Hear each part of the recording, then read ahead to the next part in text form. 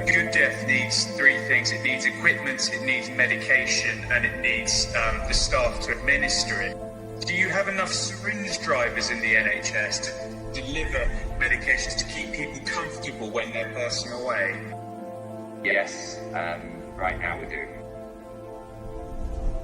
And the second one is with that's to the syringe drivers deliver medication, particularly things like Midazolam and morphine. Do you have any precautions put in place to make sure we have enough of those medications to be delivered? Yes, we do.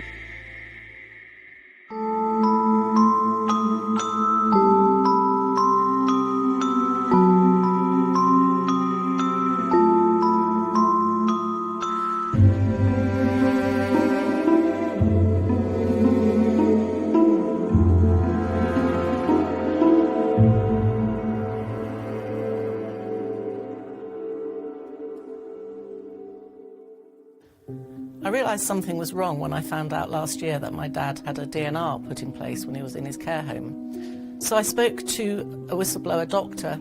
She told me they were being put on people who were over 60. They were classed as elderly. She told me they were being put on people with mental health issues, people with physical disabilities, even on children with autism. So I wrote an article which went viral. David Icke spotted it, invited me onto his podcast to talk about what he called the premeditated murder of the elderly in care homes and hospitals across the UK. Over the next few weeks, many people approached me with heartbreaking stories of how their relatives and loved ones had been killed in hospital. There were too many not to believe, so I decided to pitch it to the national newspapers. I contacted 28 editors and got no immediate response. After chasing a few times, a couple of them got back to me. But after much discussion, and even after they talked to some of the people that I'd spoken to, they decided not to run the story. They never explained why. These stories needed to be heard, and I realised they'd be better captured on film than on paper.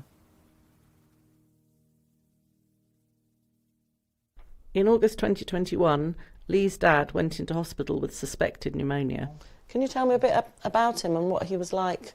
Not only health-wise, but personality-wise? Oh, he was a beautiful person, an incredible soul, gave everything to everybody in his life, you know. Musician, you said? Yeah, great blues guitarist.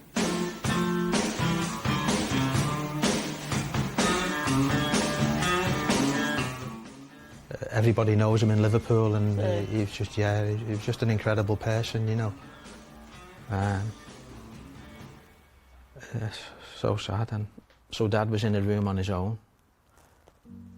He was awake at the time, but upon going in that room, he was sedated with Midazolam and given morphine and never woke up. How do you know he was given morphine and Midazolam? They told us.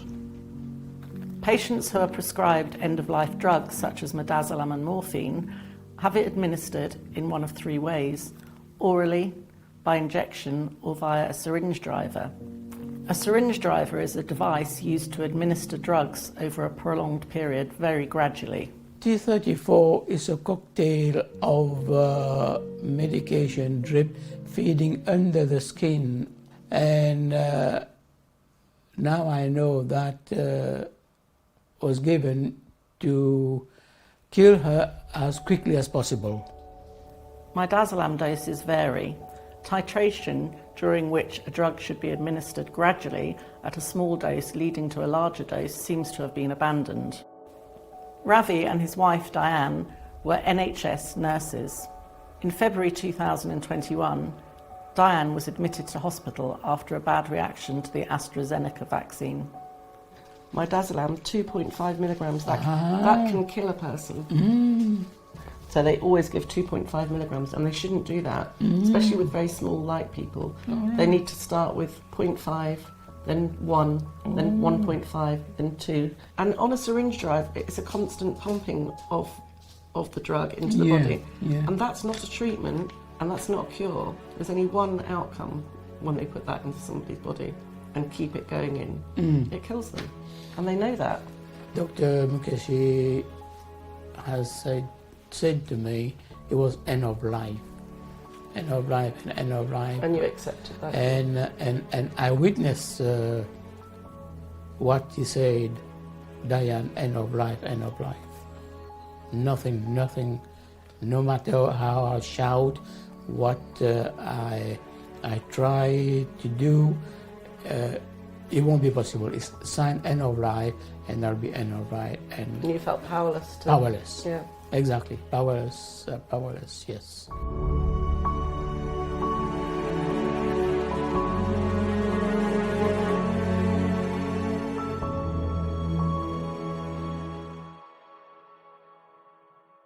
Mark's 60-year-old mum was taken to hospital in August 2021. She was complaining of headaches and breathing problems. A COVID test proved negative. So going back to when you called the ambulance, what happened when the ambulance arrived? The first responder turned up, so it was a paramedic in one of those, the ambulance cars. Mm-hmm.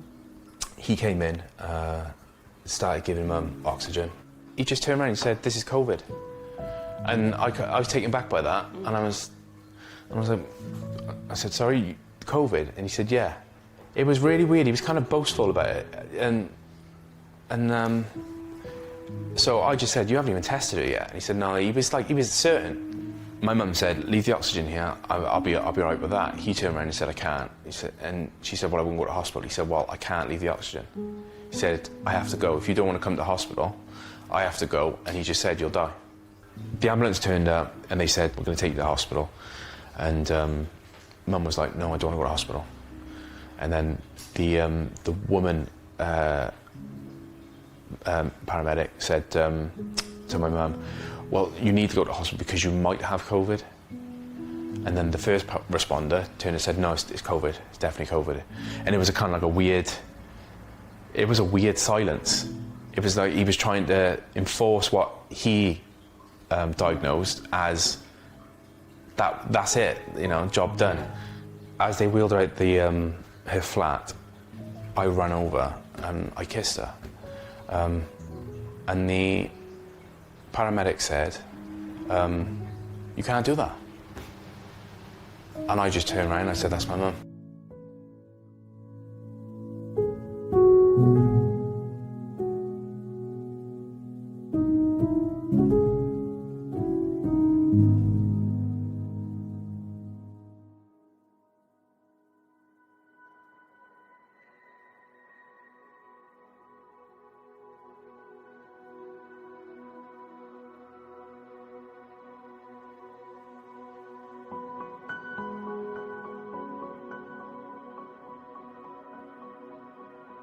Nicola's 59-year-old dad, Martin, was admitted into hospital in May 2020 with suspected COVID. Hi, how are you? Lovely to meet you. Wow, look at that. So we did a memorial for him because he was cremated. Yeah. And we're going to scatter his ashes in places that he loved. Yeah. Holiday destinations, seaside, places he never got to go. But there is some ashes that we've laid there. Oh. That's where we So nice. remember him. It's a really nice idea. And it's just because life takes over. You can't go to a grave every day, can you? So No. at least if you're at home. That's a really good idea. I've Easier. never seen that done before in a garden, but it's a really nice idea. It's just closeness. Yeah.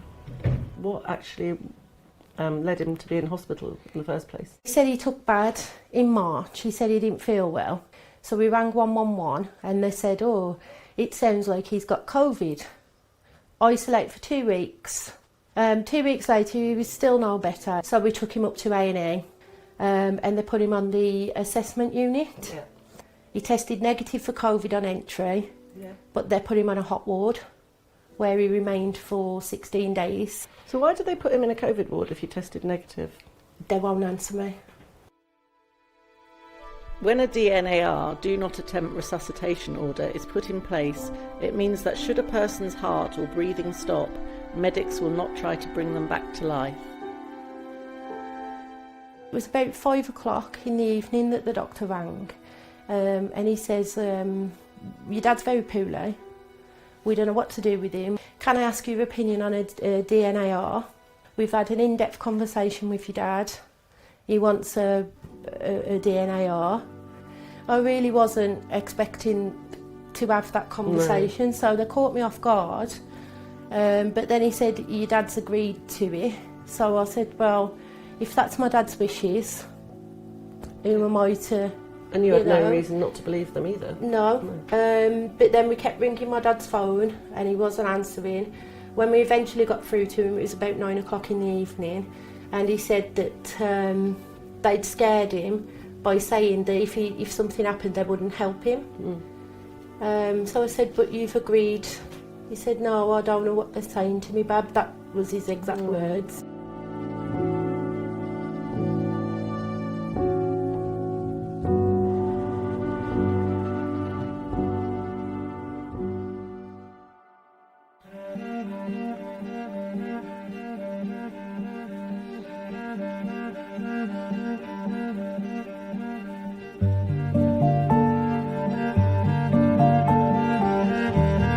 Just before Christmas 2020, Michelle's mum and Barry's wife Christine was taken to hospital with breathing difficulties. Dad was decorating the house and decided to do up the house, and had this old floor that had been down since I got married, and him and my older brother were pulling it up, and the dust was really heavy. It was about 6 o'clock, I think my older brother rang and said, Mum's called an ambulance. And then the next day we got a phone call from the hospital asking about Mum's last wishes.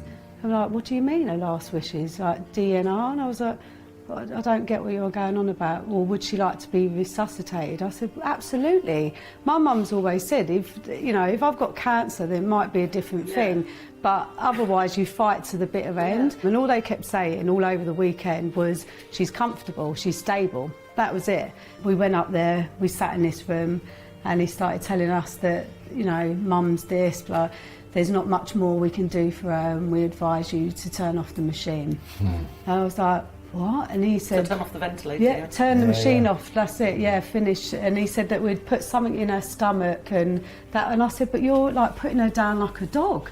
I said, it's like what they do in Switzerland. Oh no, we don't do anything like that, it's nothing. And I said, he asked, when are you thinking of doing this then? And he didn't answer, and he was all like hands and talking, and then my brother asked, still didn't answer. And then I said, but when? And he went, tomorrow at 12 o'clock.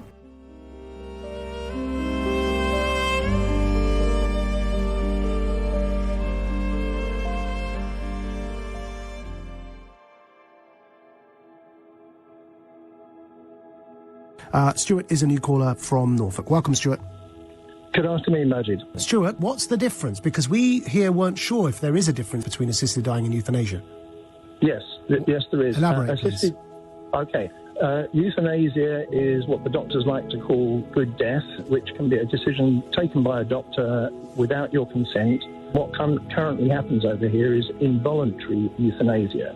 That means the patient themselves is not involved with the decision-making, or even if they resist and they're against it, the doctor will still continue to make that decision. If you want to have voluntary euthanasia, that's really the difference. So you're saying voluntary euthanasia is assisted dying? Yes. And euthanasia is... Where can that happen without the patient's consent, though? It's happening all over the country every single day of the year. Where? We have had Liverpool Care Pathway from 1994 to 2004 named as the Liverpool Care Pathway, and I'm going to shock you because I'm going to tell you that it carries on without the acronym of LCP, and up to 457 people per day in the UK are euthanized by doctors in our hospitals, in care homes, without the consent of patients, or with family members who are beneficiaries to the outcome. Now, Stuart, I didn't want to cut you off because that's not my... Stuart Wilkie lost both his parents in December 2019. He says they were killed in 2 separate care homes 6 days apart. Your story, Stuart, starts when your dad first went into hospital. He went into hospital with a stroke, but immediately at the hospital I noticed things that I had a little bit of background knowledge about, and they said things like, we want a DNA on him immediately, and I said no. That's a do not resuscitate? Do not attempt resuscitation. Yeah. One of the doctors, who was the head of the gerontology department, who said, look, he's had a big stroke here. I think we could just let him go and he won't be able to recognise you very shortly. And this was within like 24 hours of the stroke. There was no attempt at allowing him to rehabilitate. And they said, if you wanted us to, we could withhold fluids from him and then he would just slip away. And I fortunately had the knowledge that there was a Liverpool care pathway. I'd been told it had stopped, but in 2014, but I knew it hadn't. They told me he wouldn't be able to walk, he would never be able to talk, and very, very shortly he would not be able to recognise me. I said he's got his brother my brother in America, his son, and I know he wants to get back over there, and he's also been looking after his grandson. I knew he'd been skiing till the age of 80. He was a very fit octogenarian. And this one doctor, but in charge of the whole gerontology ward, old persons ward, had basically put a diktat, a fatwa on him that was to stop giving him fluids, stop giving him food. They then put him in an isolation room, which is another trend you have to be very careful of, with no heating in November, right? And we're then going into December and they're trying to make out, oh, they've got a problem with it. No, they'd had a problem with it before because I knew that room. So they were leaving him with one sheet on to freeze him, basically.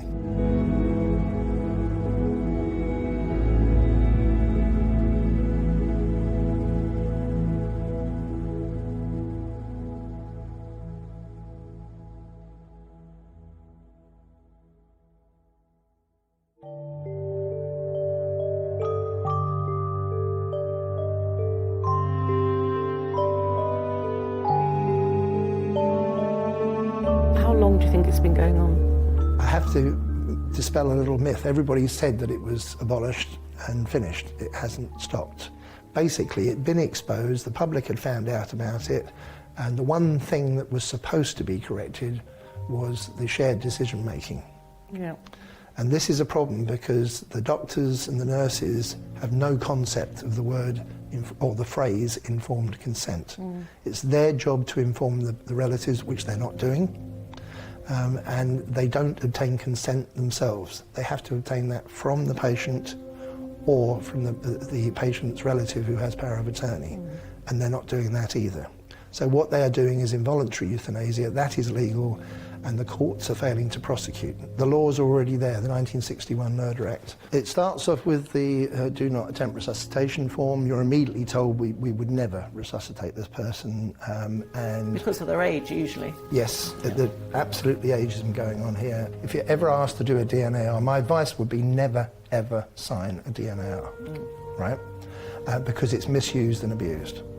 But they can be overridden now, whether the patient or the family want one or not. It can be overridden by a consultant now. Right, but that's also unlawful because of informed consent and what the ethics of the GMC say, that they have to require shared decision making and consent. They actually dropped off the word informed consent, but that was their part anyway. But no doctor can obtain consent without giving the full information first. And that includes all the side effects of a treatment, any negative aspects, the positive aspects obviously, is to give a balanced view, but he has to make you fully aware of what's involved in taking this decision. But this is the fundamental problem. Doctors cannot give consent. They have to obtain consent from the patient or somebody with power of attorney, and that's not happening at all across the board in every hospital every day. You've got a DNAR, you then got a DOLS, a deprivation of liberty. Doctors, hospitals then think they have got total power to kill that person thereafter, and that the family member has then lost all rights to their relative. They tried to make out that it's a way of a mercy killing, or what they call a good death, which isn't even a mistranslation from what it really is. It's just an easy death. It has nothing whatsoever to do with the condition of the patient at that time. I've spoken to consultant palliative experts who said fundamentally that's wrong. You can't predict death, natural death. And euthanatos comes from a Greek word, right? Euthanatos is the Greek word, which it does not mean good death, it means easy death. And you can go back to the 2nd century in Suetonius. The first description known is of August Caesar, the emperor, dying, and Suetonius described it as he was blessed with an easy death because he died naturally at the age of 75. And use the word euthanatos for that. Yes, and it's been bastardised ever since and taken over by eugenicists who want to use that word as a cover-up for execution. And that could be of people with Down syndrome, with autism, or just purely age, and that's what it's become. You are branded with this, they've got the paperwork, the DNAR and the Dole's assessment put on you, and the next step is they predict your death by giving you anticipatory drugs. The key's in the name, anticipatory. And do you know what drugs they deliver? It's the standard pack is morphine, midazolam, haloperidol, and hyoscine. Right? The morphine is a heavy painkiller, it will knock you out as well. Midazolam, which is now becoming very prevalent, which is a sedative only, has no effects on pain, but is being overdosed to kill people. The haloperidol has an antiemetic because it makes you nauseous, having the other two, so there's that effect. And then they have hyoscine, which is to stop you having death rattle because of the secretions. And they give them together as a lethal injection. In May 2020, the Pharmaceutical Journal reported that a 2-year supply of midazolam had been ordered by the UK government from a factory in France. Devon-based manufacturer Accord said that stock ordered by the Department of Health and Social Care in March 2020 had already run out and that they required a further supply. According to the article, the DHSC said the request for extra stock was part of national efforts to respond to the coronavirus outbreak. On the 11th of May 2020, Accord said that the MHRA asked them to make and sell a further 22,000 packs to the NHS. By October 2020, supplies had run out again.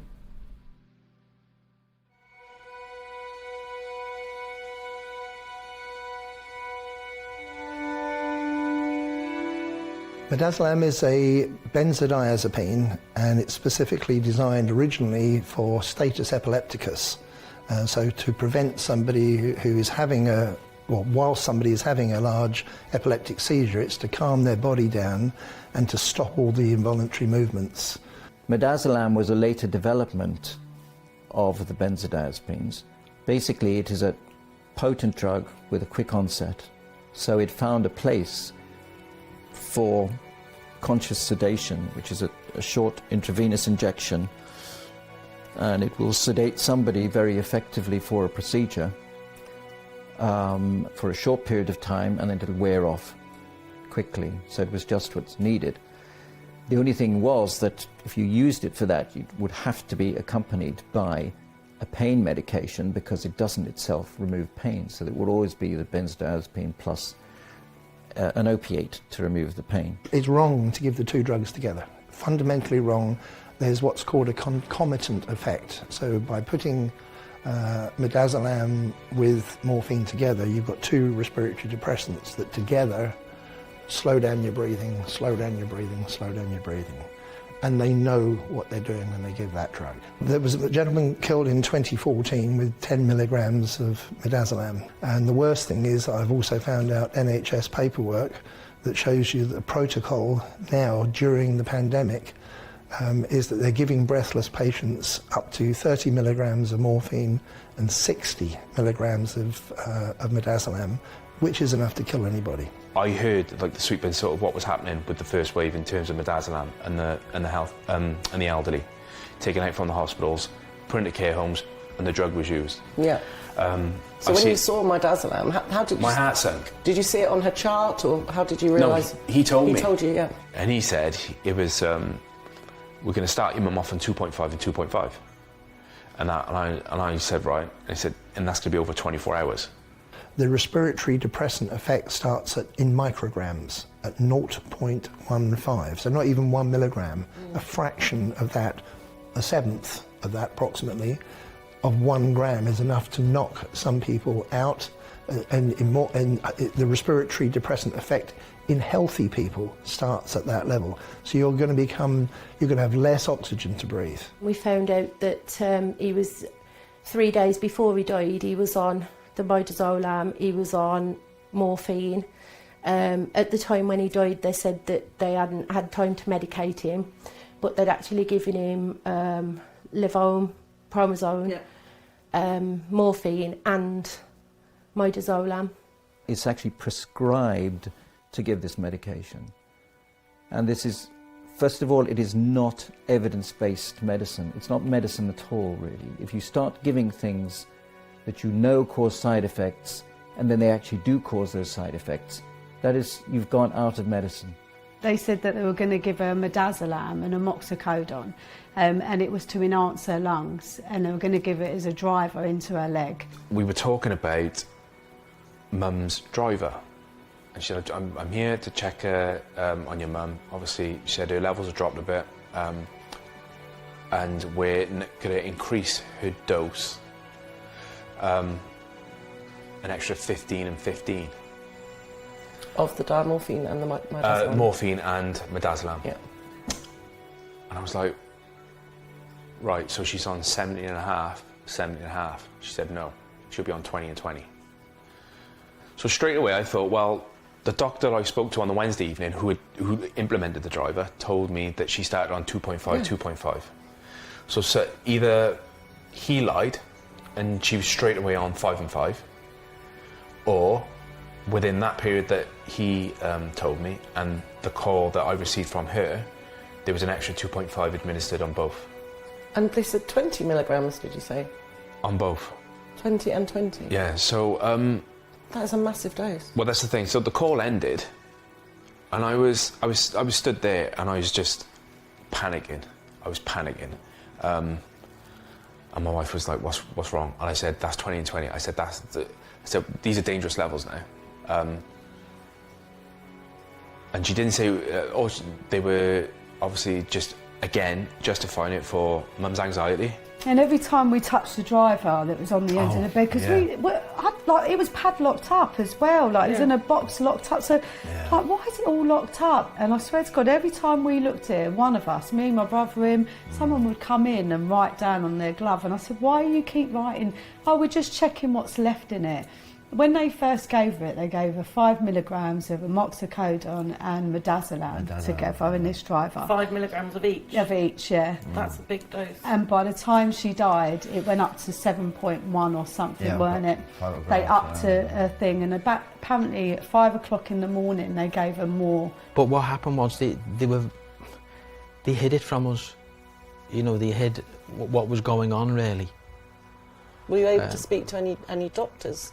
The consultant would come in from time to time, and the nurses would just say, you know, I said, you know, what's in the driver? She said, it's morphine and midazolam. I said, right. She said, what it's for? She said, it's to help his respiratory system take the oxygen in. And I knew that midazolam inhibits that. That's right. But the nurses just didn't. They just didn't want to know, really. It was like as if they were going through some sort of protocol. Yeah. Everything was matter of fact. And even the consultant said to us, it comes from above. What we do in here is all protocol. So my head's racing, and I was like, no, I have to say something. So I'd gone upstairs. I was in my study, and I made the call back to the ward because I had a direct number to Mum's ward, and I spoke to that doctor from the symptoms team. And I just said, look, I've got to talk to you. I said, you give him on 20 and 20. This is and I did tell her, I said, this is a respiratory suppressor. Mm-hmm. I said, I know this. Isn't this dangerous? And she turned around and she said, no, it's perfectly fine. She's being monitored. And that it won't, you know, it won't have any impact in Mum's sort of, you know, lifespan or anything like that. There's what's called a paradoxical effect. And that means the drug itself can induce the symptoms that they then use to claim that you're end of life. So what do the doctors do when they see those symptoms? They give you more of the same drug. They're actually exacerbating the condition. We go back to this iatrogenic cause, physician-caused death. I don't think many nurses know properly what a paradoxical effect is. I think a lot of doctors don't know what the paradoxical effect is, and it's a very harsh thing to get your head around, that you are trying to open your mouth to get air, but because they've given you drugs, you can't get it. And these people, our relatives, have had to watch somebody come in and give these injections. This is torture. I had a call about 5:30, around about 5:30, from that same doctor saying, "Mum's deteriorated, I think you need to come in." So, kind of went from Thursday morning to the Thursday afternoon, which is a total, like, 180. And I was just shocked. I was just like, you know, and then I'm thinking, hang on, if they've upped their dose at 2, and now I'm getting calls like 2.5 hours later saying she's now deteriorated, I was like, what's going on? And when they said she deteriorated, this was after they'd given her the 20 milligrams After they upped of Midazolam, both. 20 of morphine. Exactly. And did you make a correlation between that? Straight away, Yeah. straight away I was thinking, hang on, if I, you know, what's going on? Because I thought I had time. I thought I had time, we'd get there and I could see what's going on. The other thing is, if you go to the British National Formulary online, and it's quite easy to look up, you look up the page Midazolam, you will see that it's contraindicated to give Midazolam with opiates, and that is standard practice in these end-of-life pathways. It should not be given. It's not medicine. Why do you think they brought it in as the new protocol for the treatment of people with COVID? It's completely contraindicated, particularly to give it with concomitant use with these drugs. So when I found this protocol which said, and I'm used to looking through medical papers, which then said that you could give up to 30 milligrams of morphine with 60, following the execution doses, making the comparison there, when somebody died a horrible death, but still died with 10 milligrams and another morphine drug above that, hydromorphone, which is about 5 times the level of what you normally have, and the person died, but a horrible death. But they filmed it. There was a Catholic father who witnessed it. He'd given the murderer their last rites, but then he had to witness it, and he described it as prolonged torture. The executioner, he said he would rather watch 100 hangings than go through watching a human being suffer like that. This is the drug they're using on our relatives. There is no reason to be giving these medications. Midazolam should be banned from these pathways.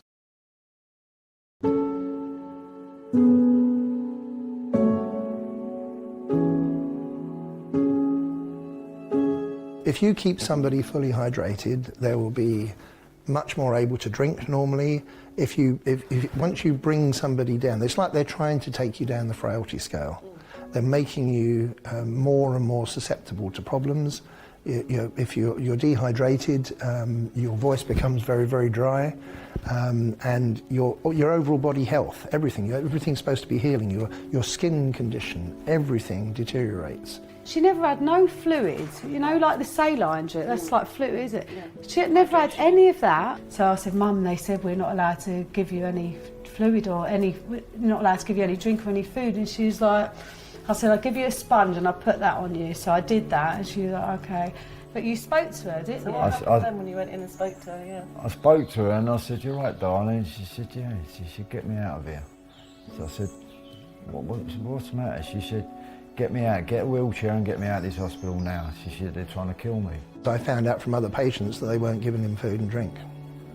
And they went to procedures that I knew were linked to the Liverpool care path. They would give him a sip of drink, nothing else. So he thinks he's had a drink, but it's insufficient. And during the day, an older person actually needs more than you think. And in fact, the NICE guidelines increased that from about 1.5 litres to over 2 litres. And they were giving him about, typically they would give coffees, which are diuretics, that were not decaffeinated. So you've got a drink that is actually causing you to lose fluid from your body, and they maybe give 2 or 3 of those a day. So that's actually making it worse. And then they're saying that they've given him sufficient drink. But when I asked them, what do you think is sufficient drink? They would sort of say, as long as he's had a litre, that's enough. I said, well, has he had a litre? They said, well, it's actually 600. I went, well, that's insufficient for your brain, let alone your body. And your body needs at least 1.5 litres, and ideally over 2 litres. That is good health. How easy is that for a physician or a nurse to follow? I'm sorry, but if you've got to drink 2 litres of water every day, she wasn't getting that at all. You know, it was literally maybe just some of her Lucasades, we're talking sips. So Mum wasn't eating, she wasn't drinking much, and the food that she was given was terrible. It was like jacket potatoes. She didn't have the energy to cut. Oh. Did no one come and help her? Or? Well, all the nurses were saying, in their observations, was, your mum needs to eat and drink more. And I was like, right, okay, so what's being done about that? And they wouldn't let me go and feed him, and I believe they were trying to starve him and dehydrate him. They wouldn't let me look at fluid charts, and I was inquisitive of that, but they were deliberately trying to block me. So I would go in there regardless and take him in mineral water. Yeah. I would take him Fresamin drinks, and I would give him extra. And I knew I was keeping him going, and they hated it. I actually had a doctor put their hand on my hand and stop me trying to give him a drink of Fresamin, and I just said, that's assault, and I carried on, and the doctor backed off. Because they said you can't feed your wife, I was just, as I was feeding, looking out the door, she went, what you keep looking at? I said, make sure the nurses are not coming in. She went, oh, what are you, a bottler or something? I said, no, darling, but they said that I can't feed you. Why not? I'm starving. I've since found out that he was starved as well. His food, daily, what did they call it on the notes? Routine diet was discontinued. How long before his death? 3 days. And so no water either, probably? No.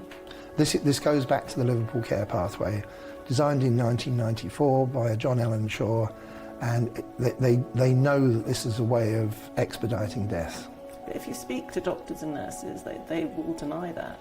They'll say, of course we don't kill people in hospital, we're there to look after them and help them heal. That's what they say. I've come to the conclusion over this whole process that there are 5% of doctors, about 1 in 20, who are, I would say, not only intelligent, very good doctors, but they've got empathy and they will actually properly talk to the family.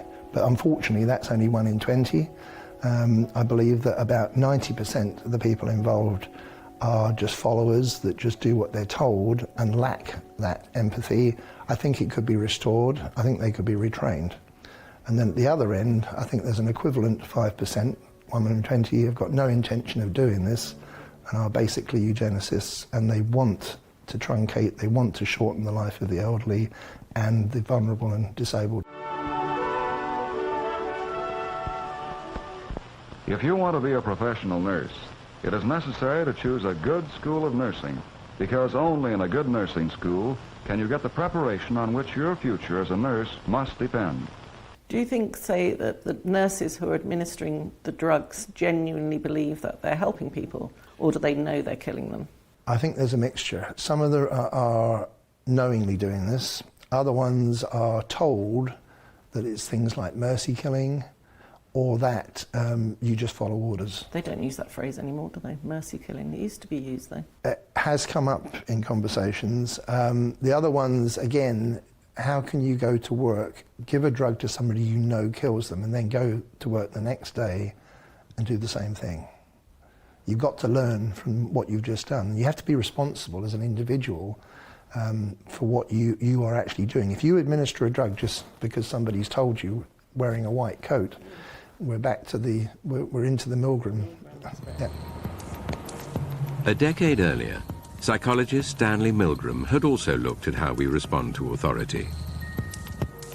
In order to understand how people were induced to obey unjust regimes and participate in atrocities such as the Holocaust, he set up an experiment.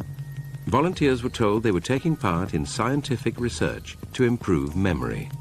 Would you open those and tell me which of you is which, please? Teacher. Learn. Separated by a screen, the teacher would ask the learner questions in a word game and administer an electric shock when the answer was incorrect. He was told to increase the voltage with each wrong answer. 2/3 of volunteers were prepared to administer a potentially fatal electric shock when encouraged to do so by what they perceived as a legitimate authority figure. In this case, a man in a white coat. 375 volts. I think something's happened to that fellow in there. I don't get no answer. He was hollering a less voltage. Can't you check in and see if he's all right, please? Milgram's findings horrified America. They showed that decent American citizens were as capable of committing acts against their conscience as the Germans had been under the Nazis.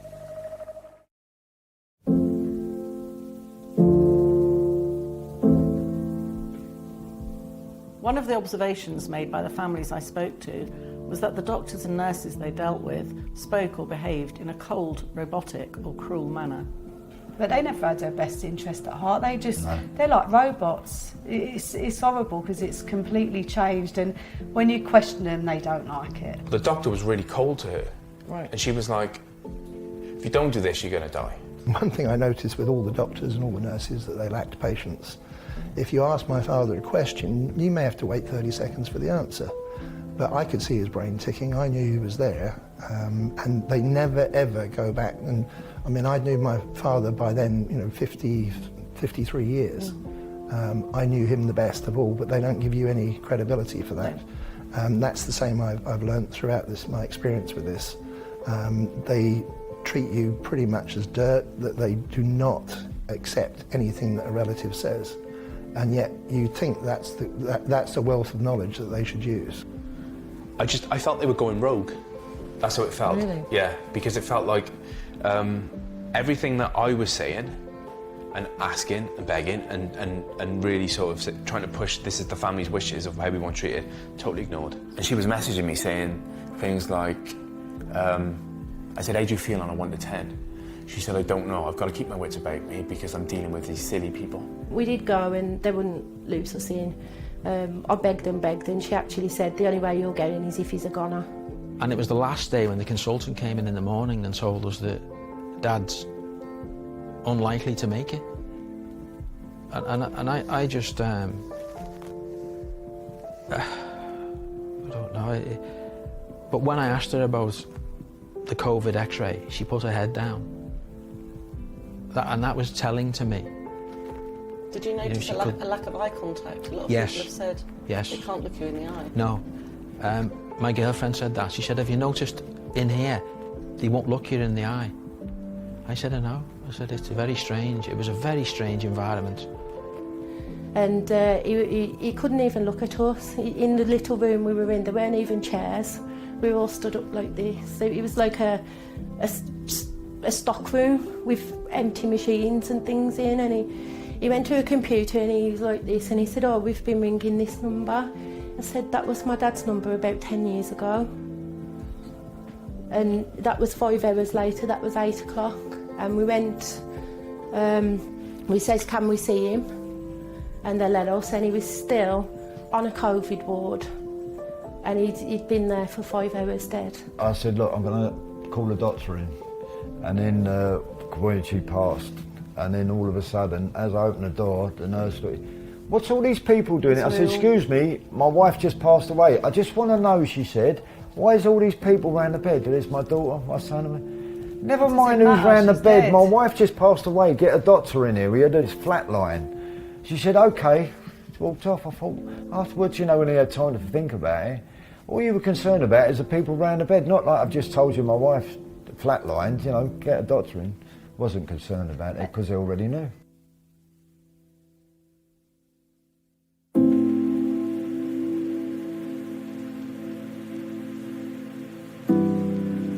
Arriving in the hospital, she was crying, begging for help.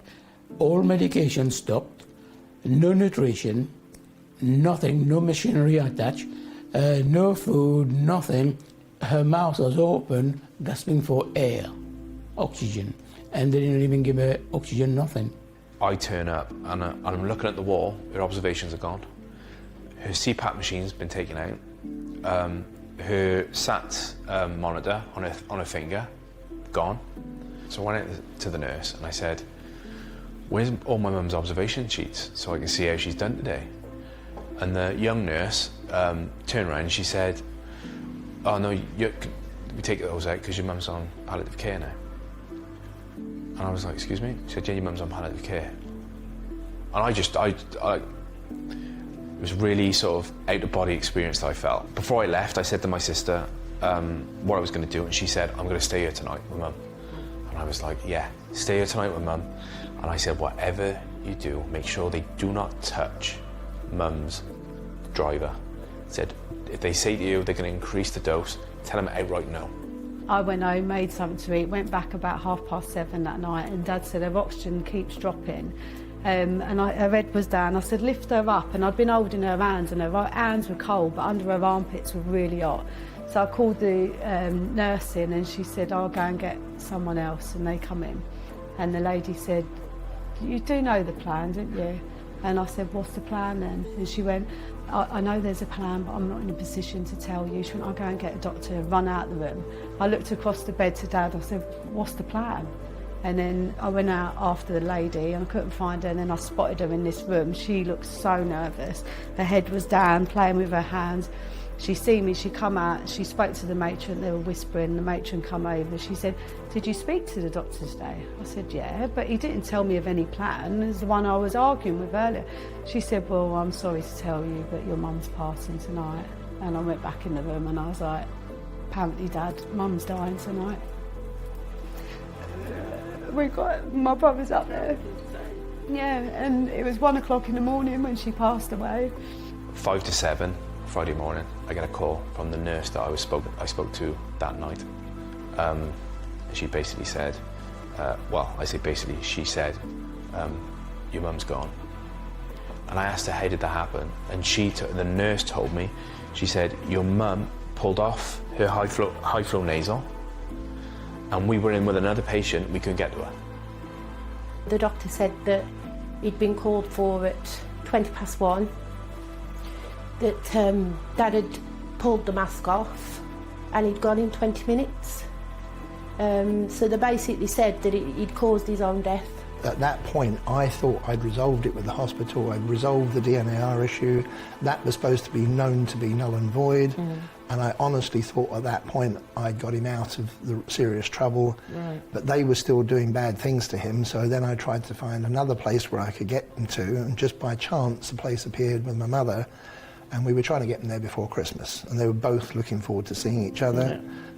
They came in on the Monday morning, having ordered the drug during the night, which is another pattern, avoided the GP that on the Friday saw my mother and said she was fine, bright, intelligent lady.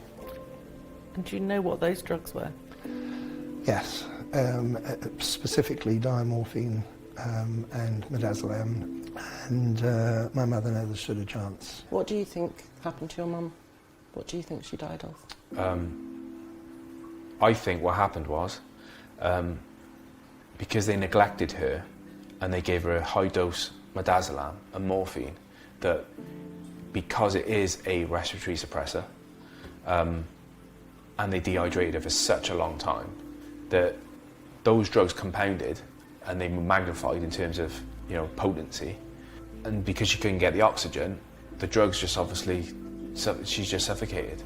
Because of what they'd done to him at the hospital and then at the home, and he was literally technically dead, when I went back on that day, knowing that my mother had died, they had already started doing stuff on him.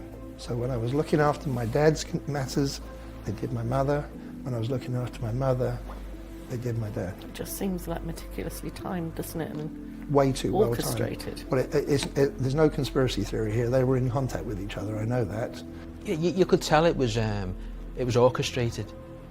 The whole thing was, they knew what they were doing and they knew the end result. Why would you treat pneumonia with morphine and midazolam? But on the day that my mother died, right, or was killed, they immediately afterwards took advantage of that, and whilst I was dealing with her, they ordered the drugs, end-of-life drugs, for my father.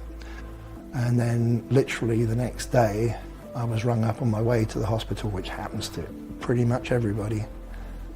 Your father's died. And I was at the roundabout outside the hospital.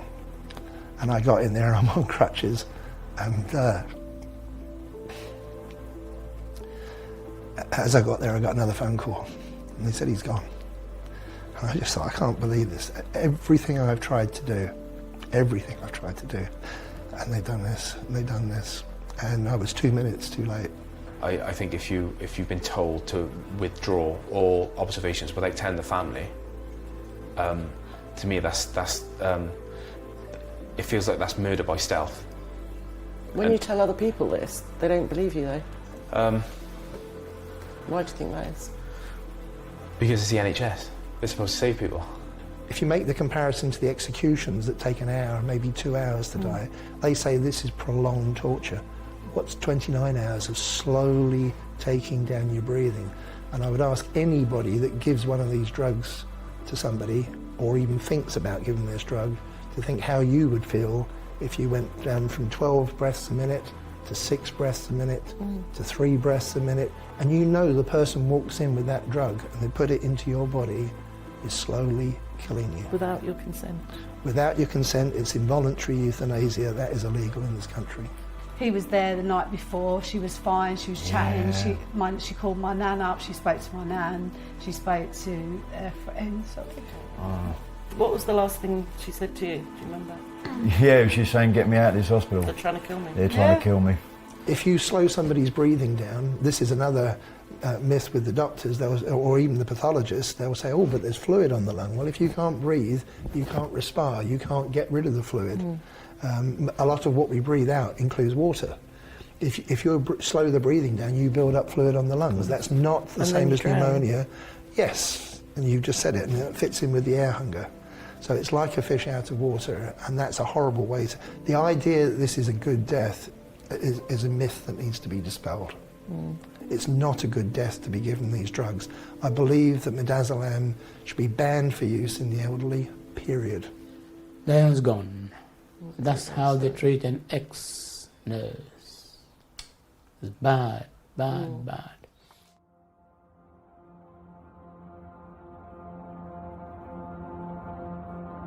What was put on her death certificate? So I had a call a few days after Mum's passing, basically saying the death certificate is going to be issued, and on that will be COVID-19 and pneumonitis. I immediately pushed back on that, and I explained, and I said, hang on a minute. I said, how did you come to that conclusion? And she said, based off all the doctor's notes, and obviously that's what the examiner's reviewed, and he agrees. And I said, yeah, but what about what I said? And they said, we haven't got anything you've said. What does it say on his death certificate that he died of? COVID-19 pneumonia. And what do you think he died of? The Midazolam. He was killed? Yeah. What do you think happened to your dad? What, do you think he was deliberately killed? I think he was, yeah. I really do. Why would they do that? To get the numbers up. I'm pretty sure the hospital get paid. Is he put down as a COVID death? COVID pneumonia. And what I have noticed, and I'll show you, is the word COVID is in capitals and the word pneumonia is in lowercase. And if anyone understands letters and language and numerology, you'll understand what that means. What does it mean? It means that pneumonia is the secondary and COVID is the main cause of death. So he's down as a COVID death, so it has pushed the numbers up. Yeah. The mainstream media is not addressing this issue, and they need to. Why do you think that is? I think because it's part of the narrative, and I think it conceals so many things that are happening. People who have actually died not of COVID, but of being put on the end of care pathway, and they are put into hospitals on red COVID wards. They show any sign of breathlessness, they're given this drug, and then the relatives are told they've died of COVID. And they are being cremated with no autopsies being done to show the true cause of death. When I finally spoke to the coroner, because he passed in hospital, things take longer, don't they, than passing at home, because Mum passed at home years ago. And the coroner, at first I said to the coroner's PA, I'm not happy with what's on the death certificate. She said, okay, you'll have to speak to the coroner, Dr. Woods. I said, that's fine. He phoned me up. He said, what aren't you happy with? I said, the fact that it's got COVID on his death certificate and the consultant couldn't prove that he had COVID except for the PCR test. They couldn't show me an x-ray of it. And he also said, I can't take it off the death certificate and I can't have this conversation with you. And I think there's going to be a huge problem in the country post-COVID as well because of these unnatural deaths, but particularly with this abuse of these drugs. This is induced iatrogenic cause death, and the coroners have either got to do their job properly or step aside. There's 93 of them, I don't know a good one yet. And they need to say this is wrong. The doctors, the good doctors, need to say this is wrong. I don't like the term whistleblowers, but we need honest, decent doctors to come out and stand and say this is wrong. You mustn't give these drugs together, they're harmful. That's against the Hippocratic Oath. It's actually against the oath that the nurses used to give, the Nightingale Oath. Do not give a harmful drug, right? And the doctor's the same. I will not give a harmful drug. And that is being abused, and they're in breach of their oaths, but they're also breaking the law. The fact that the medical examiner and the coroner won't look at any of my evidence and they ignore the fact that the nurses said, you know, we basically let her suffocate. How is that not murder?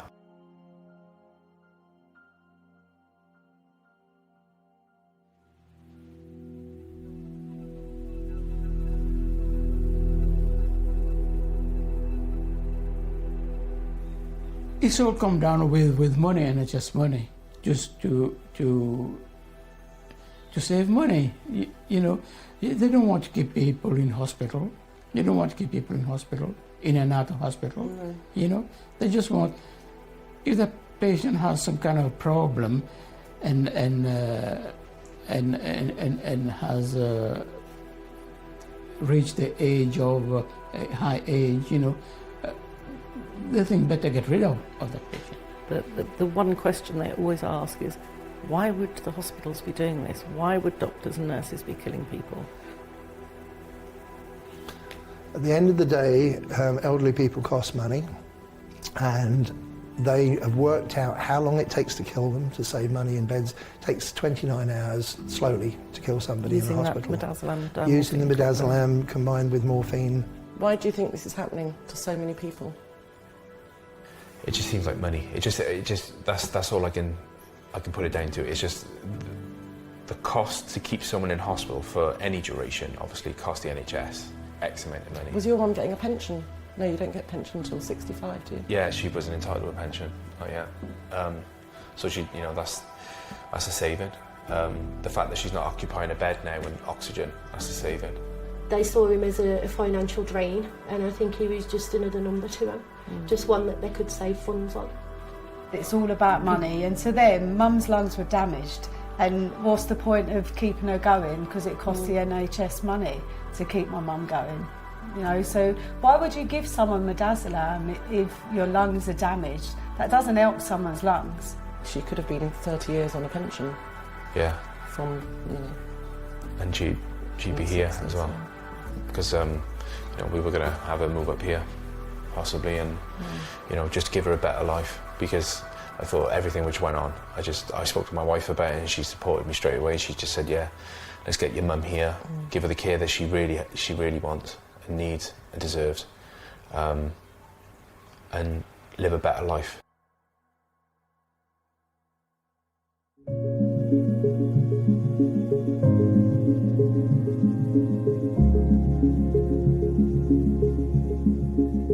The end of life is really the most crucial time in your life. And you could see changes in people when they realize that they're at a point where they might be dying, and sometimes the person themselves gets an insight to this. It triggers them to start looking back over their lives, what they've done well, what they haven't done well. And many people at that point ask to see a priest. And they want to confess and get rid of what's weighing on their consciences. But to do that, you have to think very clearly. You have to be able to look back on your life and see what you've done and what you haven't done. You have to be able to mentally be able to forgive people that maybe you haven't forgiven before. And then this all culminates in the last few days. And then you can die peacefully and knowing that you've set everything right. Quite different from that is somebody who's put on a cocktail of medications. There was not a life in her. No. Normally she'd sit there and her arms would flop or she'd move red and I'm like, "You're off your face, Mum," and she'd just nod, yeah. This day, nothing. I noticed her mouth was all dry, so I used to get a little sponge to stick, put it in water, and if I see the wife chewing, like biting on it, I know she was okay, she's with me, you know, like nothing. And so I'm wetting her lips with this sponge, and I thought, well, I don't want to give her too much, goes down, I start choking. There was no life. I think that is one of the worst things about this medication. It is given at a time that it is most crucial spiritually in our existence. It's just the modern world which minimizes death, but death is really where we're all going. And it's the culmination of life. Now, some people want to sort of draw a screen over it and say, let's not worry what's the other side of that. But if you have faith, you know what's on the other side, and you know you've got to prepare for it.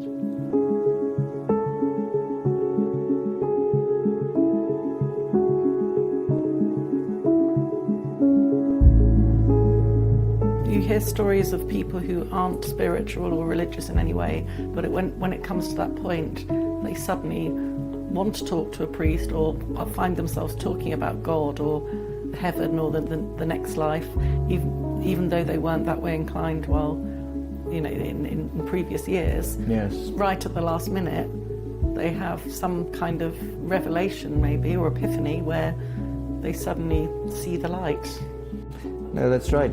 End of life is a trigger, and Midazolam weaponizes this end of life so-called care and turns it into something that's alien to medicine, it's alien to spirituality, and it's alien to family links too. Midazolam really needs to be taken right out of the equation in care of elderly people. To follow your parents 8 feet behind, going into the church, the two coffins together. And I just thought it was so unnecessary. This wasn't natural, and I'm thinking of that at that moment. And I knew I had to speak first, and I had to galvanise myself. And I thought of the poem, If you can hold your head up, you know, when all about are losing theirs. And I just had to hold it together, and then I had to speak. And I knew if I lost it, my brother would lose it. And I turned round to the people there, and I just knew then that was, I had to really act, and I had to work through it. And I was crying inside, but it's the needlessness about it. It's the avoidable deaths. They're not natural deaths. It's not a normal passing. You know, I can't accept it. They shouldn't play God. They'd have no right to decide whether someone should live or die. You know, if you die, you die. You don't die because someone's helped you along. You know, isn't that murder?